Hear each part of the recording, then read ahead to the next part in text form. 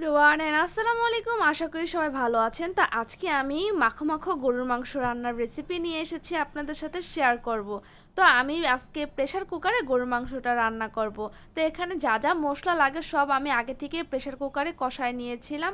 আর এদিক দিয়ে গরুর মাংস আমি আগে ধুয়ে পরিষ্কার করে পানি ঝরা দিয়ে রেখেছিলাম।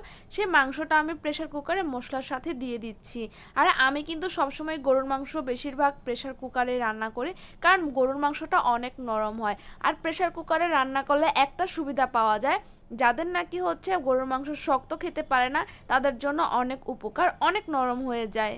অনেক সময় আমাদের তদনগত রান্না করে তদনগতে খেতে হবে, সেই ক্ষেত্রে গরুর মাংসটা কিন্তু অনেকক্ষণ আমাদের কড়াইয়ের মধ্যে বসায় রাখতে হয়। যদি আমরা কড়াই দিয়ে রান্না করি সেক্ষেত্রে শক্ত থেকে যায়। আর আমরা যদি প্রেসার কুকারে রান্না করি মাংসটা কিন্তু অনেক নরম হয়ে যায়। তো এই তো আমি হচ্ছে প্রেসার কুকারে বসিয়ে দিয়েছি মাংস। আর মাংসটা যে এত সুন্দর এত নরম হবে, যাদের নাকি দাঁতই নেই তারাও কিন্তু এই প্রেসার কুকারে রান্নার মাংসটা খেতে পারবে, তাদের কাছে অনেক ভালো লাগবে, অনেক নরম হয়ে যাবে। তো এই তো আমার আজকের গরুর মাংসের রেসিপি। সবাই ভালো থাকবেন, আল্লাহ হাফেজ।